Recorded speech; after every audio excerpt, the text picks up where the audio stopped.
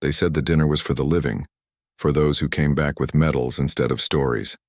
But that night, as the hall lights dimmed and the band finished its last patriotic tune, there was one man who didn't clap. He just sat there, quiet, at the far end of the table. His uniform was pressed, his shoes shined, but his silence carried more weight than all the speeches combined.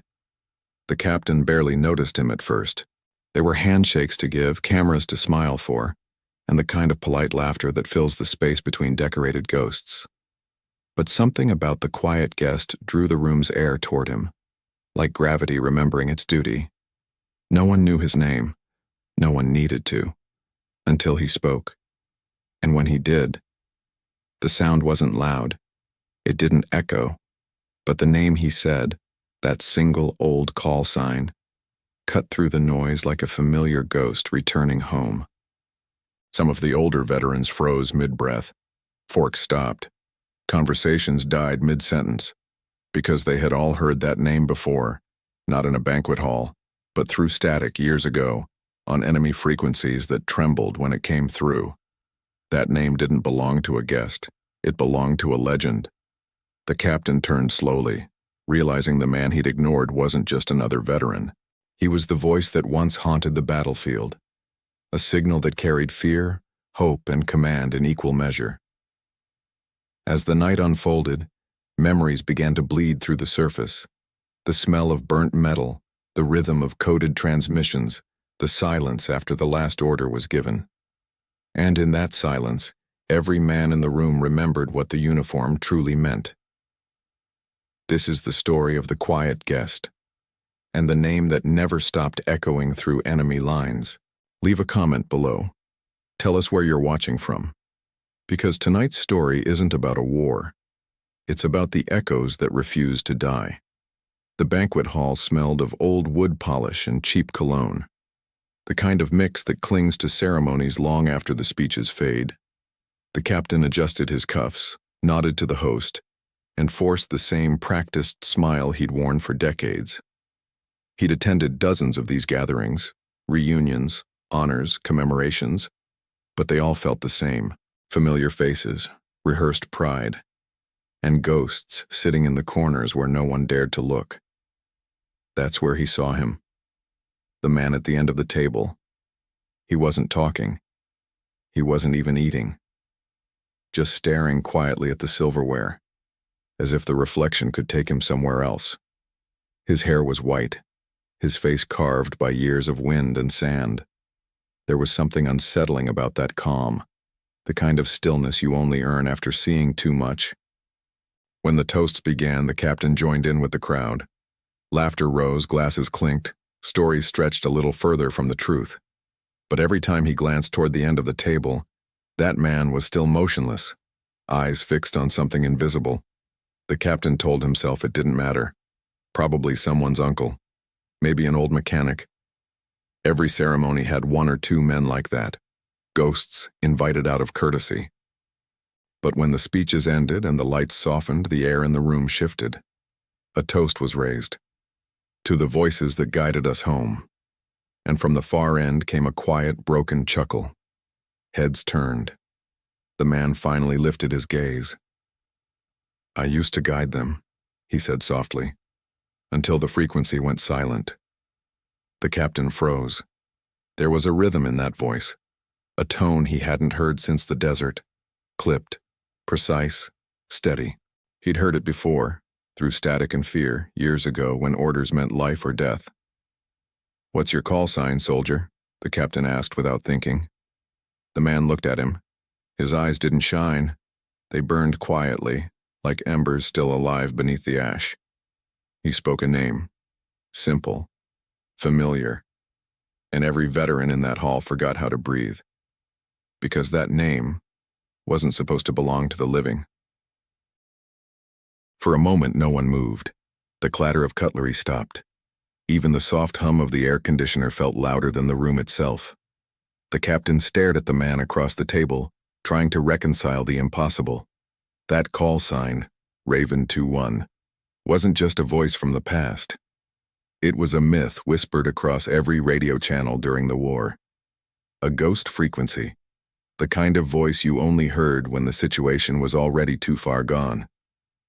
He remembered the first time he'd heard it, pinned down behind a burned-out convoy, his squad bleeding and out of options. The radio had crackled, faint and distorted. Then that same tone came through, calm as sunrise. "Hold position. Mark your coordinates. We see you." Moments later, artillery had fallen exactly where it needed to, saving everyone left. No one ever knew who that voice belonged to. Raven 2-1 became a legend, a savior hidden behind static, and now he was sitting here sipping water like an ordinary man. The captain swallowed hard. "You can't be him," he said, his voice somewhere between disbelief and awe. The man smiled faintly, that quiet kind of smile you give when the truth no longer needs proving. "I stopped being him a long time ago," he replied. "The war didn't end for us. It just changed shape." Whispers rippled through the room. A few older veterans nodded slowly, eyes wide. They remembered too. Someone murmured, "Raven 2-1. That voice haunted the enemy's frequencies for years." The captain leaned forward. "You were on every channel. They tried to jam your signal. Even our allies thought you were a decoy." The man chuckled under his breath. "Maybe I was, maybe I wasn't. Sometimes the only way to win was to let them believe we were ghosts." A silence followed, the kind that feels holy. From the back of the room, an aide approached, confused by the sudden quiet. But the veterans weren't listening to the speeches anymore. They were listening to memories, voices echoing from decades ago, transmissions that still played somewhere deep inside their skulls. The captain realized something then. This man hadn't just survived the war. He'd become it. Every coded message, every desperate plea over the radio, all of it traced back to him. He looked down at the medals on his chest and suddenly felt the weight of each one. They didn't shine the same anymore. The quiet guest had returned not for glory, but for something else entirely. And for the first time in his life, the captain wondered if the real war ever truly ended. When the applause finally started again, hesitant, polite, forced, the captain couldn't join in. His palms were damp, his throat dry. He couldn't look away from the man at the end of the table, the so-called Raven 2-1, sitting there like the room belonged to his silence. As the speeches resumed, the captain quietly excused himself. He needed air. He needed space to think. Outside, the night was colder than expected. The city lights flickered against the wet pavement, and the echo of distant traffic mixed with the faint hum of generators behind the hall. He leaned against the brick wall, rubbing his temples, trying to separate memory from reality. Had it really been him all along? The man who'd guided them through the siege, who spoke in riddles over broken static? The one who vanished right after the final transmission, when the coordinates went dark? He remembered that night vividly. The last message had come through the radio, softer than usual. Raven 2-1 signing off. And then nothing. For years, they believed he'd died with his squad, buried in some unmarked valley that maps forgot. The captain lit a cigarette, even though he'd quit years ago. The flame trembled as he brought it close. He didn't hear the door open, but he felt the presence before the man spoke. "You still smoke the same brand," the voice said behind him. The captain turned slowly. There he was, the silent guest, standing a few feet away, hands folded behind his back, expression calm but eyes heavy with something unspoken. "I thought you were dead," the captain said. "I was," the man replied quietly, just not in a way anyone could see. They stood there face to face, two survivors of the same ghosts. The street lamp above them buzzed, throwing thin shadows across the pavement. "Why come back now?" the captain asked. "After all this time?" The man looked up at the sky. "Because silence is louder when no one remembers where it came from." He pulled something from his coat, a small, dented field radio. It looked ancient, patched with tape, the antenna crooked. "This still works," he said. "Sometimes I tune in at night. I hear things that shouldn't exist anymore." The captain frowned. "Like what?" The man smiled faintly. "Voices, orders, maybe memories pretending to be signals. I don't know, but one of them said your name. The cigarette slipped from the captain's fingers. He didn't ask how. He didn't need to. In that moment, he understood something every soldier learns too late, that wars don't end when the shooting stops. They just find new frequencies. The captain didn't go back inside. The banquet could go on without him. Handshakes, laughter, polished speeches. None of that mattered now. He followed the man down the quiet street, both walking in silence, the sound of their boots echoing like distant drums. They stopped a few blocks away, in front of a small apartment building wedged between a laundromat and a church. The place looked out of time, the kind of home that refused to keep up with the city. Faded flag in the window, mailbox leaning to one side, porch light flickering like it hadn't decided whether to live or die. Inside, it smelled of old paper, solder, and dust.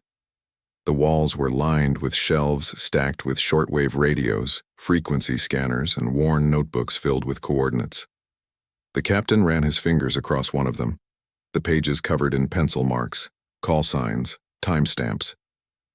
"You've kept all this?" he asked. The man nodded. "Every transmission I ever made, every one I intercepted. Some of them never made it to headquarters, too strange, too human." He pointed to an old reel-to-reel recorder sitting on a table. Its surface was scratched, the reels tarnished. "This one's special," he said. "It caught voices no one believed existed. Listen." The captain hesitated, then sat down. The man flipped the switch. The machine whirred and static filled the room, soft at first, then thicker, layered with something deeper. Beneath the hiss came a faint voice, young and trembling. "Command, we're surrounded, requesting support. Please respond." The captain's pulse quickened. He knew that voice. It was one of his own men, a kid from his unit who never made it home. He leaned closer, knuckles whitening on the table. The static shifted again, and then came another voice, calm, controlled, the same one that had haunted radios across the front. "Hold position, son. Help is on its way." The tape clicked. The room went silent. "That was you," the captain whispered. The man nodded. "That was the night I broke protocol. The coordinates they sent me were wrong, so I changed them, saved 27 men, and condemned 3. He looked down, as if the weight of those numbers had never left his shoulders. The captain sat back, staring at the machine. "You recorded everything?" "Not everything," the man said softly. "Just the parts the world shouldn't forget, and the parts it refuses to remember." Outside, thunder rolled somewhere far away. The light flickered once, then steadied. The captain realized the truth behind that quiet gaze. This man wasn't just revisiting the past. He was guarding it. And some memories, he thought, are louder than any war ever fought. The man let the tape stop spinning, the last loop clicking into silence. The captain sat there, staring at the machine as if it might start speaking again. "You said one of them mentioned my name," he finally murmured. The man nodded slowly, eyes tracing the old reels. "That's the one I shouldn't have kept." He reached beneath the table and pulled out another canister, smaller, marked with faded ink that read, "Private, do not transmit." The captain felt his stomach tighten. Whatever was inside that reel wasn't meant for anyone's ears. The man placed it gently onto the recorder. His fingers trembled as he adjusted the dial. "I've only played this once," he said. "And even then, I wished I hadn't." The tape began to spin. Static. Then the same familiar hum of field radio frequencies layered with the faint hiss of rain on metal. Voices flickered in and out. Background chatter, distant gunfire, someone coughing. Then came the transmission. "Command, this is Delta 3. Coordinates received. Holding position. Awaiting confirmation." The captain froze. That was his unit. His voice from decades ago, strained and tired. He remembered that night. A narrow canyon. Ambush on both sides. Men wounded and running low on ammunition. He'd sent for extraction, but the call had never gone through. They were listed as cut off, presumed lost. But now, another voice answered. Negative Delta 3. Do not retreat. Hold the line. It wasn't his commander. It wasn't anyone he recognized. He turned toward the man. That voice. That was you. The man said nothing. He just stared at the reel, jaw tight, eyes hollow. The recording continued. Raven 2-1, override authorization granted. Keep them in position until the convoy clears. Then silence, followed by the unmistakable sound of explosions, the kind that erase coordinates and men in a single breath. The captain's hands shook. You gave the order to hold the line? The man nodded faintly. If you had fallen back, the convoy behind you would have been wiped out. The command needed time. They told me to make the call no one else could. The captain stood, his chair scraping the floor. 27 of my men died that night. The man met his eyes, unflinching. And because of them, hundreds lived. You were never supposed to know. But you asked, and I owed you the truth. The tape clicked to a stop. The silence that followed was heavier than any explosion. The captain's throat tightened. Rage, grief, understanding, all tangled into something wordless. He looked at the man, that once mythical voice, and whispered, You didn't just haunt the enemy. You haunted us too. The man nodded once quietly. And I still do. The captain didn't speak for a long time. The room felt smaller, the air thick with everything unsaid. The radio's red indicator light blinked once, then faded to black, as if even the machine knew when to stay silent. He walked toward the window. Outside, the rain had started again, drawing thin silver lines down the glass. The city lights blurred into colorless smears, distant and indifferent. Behind him, the man sat still, shoulders slumped. The myth had deflated into a human being, old, tired, and carrying too much history to ever put down. You lived all these years with that? The captain asked, his voice low but shaking. I didn't live, the man replied. I listened. Every night I tuned in. Sometimes I still hear the voices, yours, theirs, the ones I couldn't save. They come and go with the static. The captain turned, studying him. You had a choice that night. So did you, the man said, eyes sharp again. You chose to follow orders. I chose to break them. Either way, men died. That's war. Decisions echo longer than bullets. The captain clenched his jaw. You could have told me. You should have. And what then? The man said. Would it have changed how you led? Or just how you remembered? That question cut deep. The captain thought of every medal on his chest, each one polished to forget the blood behind it. He realized he'd built his life on the silence of others, and now one of those silences had come back, asking for recognition. He looked at the radio again. You said you still hear them. The men. My men. The man nodded. Sometimes it's only static. Sometimes it's clearer. He hesitated. Last week, one of the voices said something I'd never heard before. What? He said, Tell him we understood. The captain felt the air leave his lungs. He stepped back, gripping the table for balance. The room seemed to tilt, the rain outside turning into a faint roar. You think I'm losing it? The man said quietly. Maybe I am. But that voice, it wasn't just memory. It was peace, disguised as forgiveness. The captain sank into a chair. The war he'd tried to bury was sitting right in front of him, alive, breathing, and asking to be seen one last time. I came tonight to honor the living, he whispered, and I found the dead still waiting to be heard. The man gave a faint smile. Then maybe it's time someone finally listened.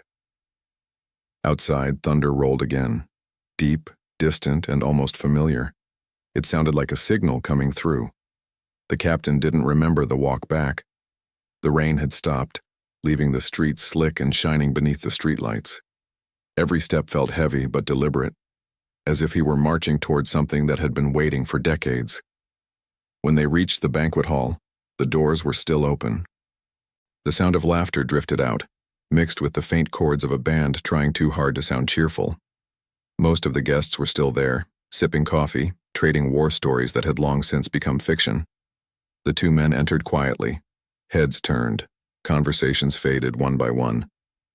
The captain didn't stop until he stood near the podium at the front of the room, the same place he'd delivered empty words 100 times before. He turned to the quiet guest. "You should be the one speaking," he said. The man shook his head. "They stopped listening to me years ago. They only hear what fits in their version of the story." "Then I'll make them listen." The captain stepped up to the microphone. His voice carried, low but unwavering. "I've stood behind this podium more times than I can count," he began. "Every year we tell the same stories, the brave missions, the names we lost, the victories we claim we understand. But there's another story, one most of us never heard, one that kept us alive." He paused, glancing at the man in the back. "Some of you remember the voice that guided us when the radios went dark. Raven 2-1. The enemy feared it. We relied on it. And for years we thought that voice was gone." Whispers rippled through the room again. "Tonight," the captain said, "he's here. And before you applaud, listen." He gestured for the man to step forward. The veteran hesitated, then walked slowly toward the front, each step echoing in the hush. The captain met him halfway and handed him something, the small dented field radio. "This voice," the captain continued, "saved more lives than any medal in this room, and it carried the burden for every soldier who couldn't come home. We owe him not silence, but acknowledgement." The man's eyes glistened. He tried to speak, but no sound came. The room was utterly still. Then somewhere in the back, one man began to clap. Another followed. Soon the hall was filled with applause. Not loud, not wild, but steady and honest. The captain leaned closer and said quietly, "You've haunted the airwaves long enough. Let them see the man behind the signal." The man nodded once, a single tear slipping down his cheek. And for the first time in decades, Raven 2-1 wasn't just a call sign. He was human again. The applause faded slowly, like rain easing off a metal roof. The hall returned to its quiet hum, the kind that lingers after something sacred just passed through. The man known as Raven 2-1 stood there, still holding the field radio in his hands. The captain watched him, not as a superior, not as a survivor, but as a man finally unburdened. For the rest of the ceremony, no one tried to make small talk. No one reached for their phones or forced a smile. It was as if every person in that room had heard the same invisible frequency, a reminder that memory is a form of service too. When the night ended, the captain helped the man gather his things. Outside, the air was crisp, washed clean by the rain. The moon reflected off puddles, and the flag outside the hall moved gently, whispering against its pole. The man smiled faintly.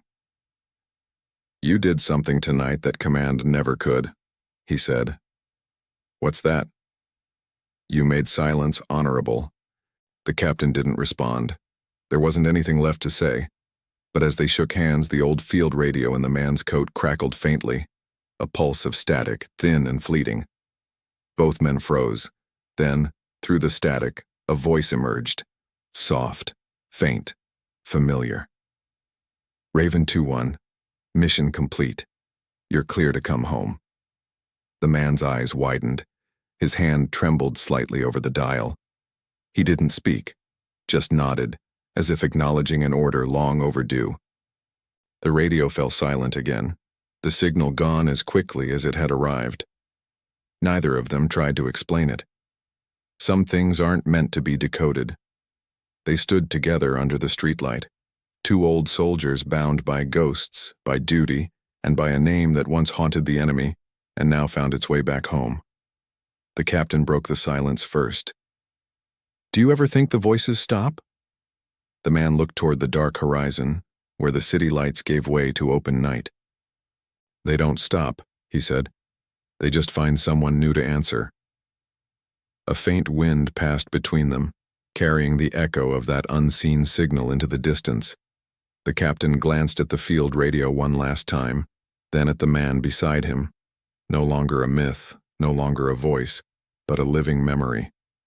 When the man walked away, his figure faded into the mist, steady and deliberate, like a soldier returning to the frequency he came from. And somewhere deep in the static of the night, the war whispered its last words. "Copy that, Raven 2-1. Over and out." Some say war ends when the guns fall silent, but every veteran knows better. It doesn't end. It just changes frequency. It becomes the hum inside old radios, the quiet between heartbeats, the way a name can still tighten your chest decades later. That night, the captain went home and placed his medals on the kitchen table. For the first time, they didn't look like honors. They looked like reminders, each one a fragment of something left unfinished. He poured a drink, turned on his own radio, and tuned through the static. Just noise at first, until a faint tone flickered through. A heartbeat made of memory. He smiled, not out of joy, but recognition. Some echoes aren't meant to fade. They exist to remind us that silence has its own kind of voice, one that doesn't ask to be heard, only remembered. And maybe that's what Raven 2-1 had been all along. Not a ghost, not a soldier, but a frequency made of everything the living still carry. The captain never saw him again. But every now and then, when the night stretched long and the air grew still, he swore he could hear that same faint transmission. "You're clear to come home." If you've ever known someone whose silence said more than words, take a moment to honor them, wherever you are. And tell us in the comments, where are you watching from? And who's the voice you still remember?